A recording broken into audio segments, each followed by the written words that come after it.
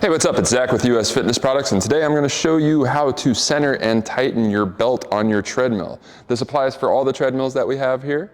What you need to do is go ahead and start your treadmill first. So hit the start button. When your treadmill arrives in box, once you get it out of the box, you may notice that some of the contents have shifted. Your belt may shift to the left or the right. Also, the manufacturer sometimes won't tighten it completely. So what we'll do is called a stomp test that tells us whether or not the belt has the proper tension on it. So what I'll do is I'll start the treadmill.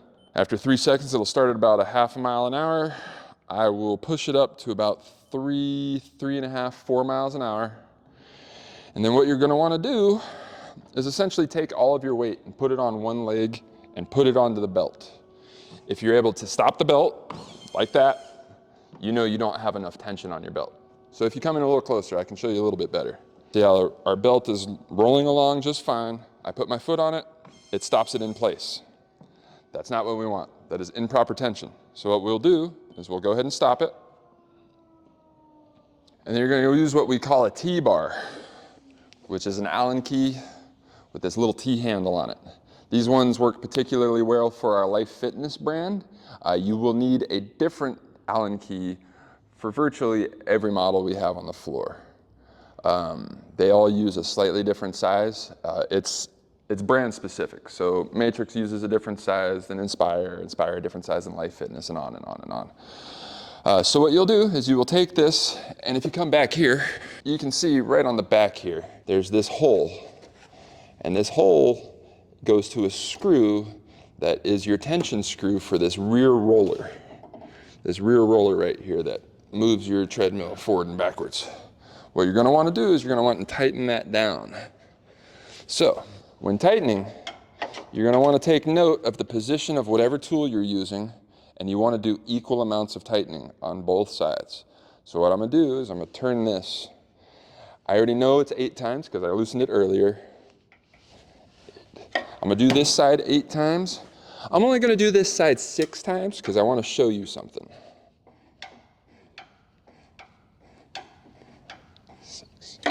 All right, so this was tightened 8 times, this was tightened 6 times. When I say times, I'm talking about half turns. So this goes from 12 to 6, that's 1. 12 to 6, that's 2. Get what I'm saying? Half turns.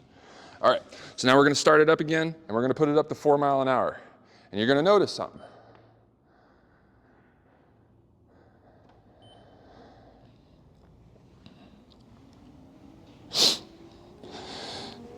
Come on up here with me. I want you to look down. Now over time you're going to notice something. This belt is going to start to track over to the left. It's going to slowly move itself off center. You see how there's less space on this left side, more space on this right side? That just means your belt is out of alignment. You want to make sure that it is in line, or else you will get weird wear. You could eventually wear down a whole side of your treadmill before the belt is actually ready to be replaced. So, in order to fix that, what I'll usually do is I will keep it running at this speed, about 4 miles an hour or so. I'll grab our T-bar,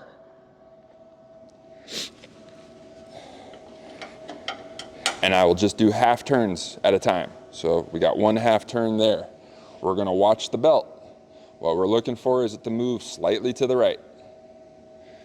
So it did. It's moved very slightly to the right, maybe 1/8 of an inch. So we'll do another half turn, just like so. Now we should be back to the original setting that I had it on.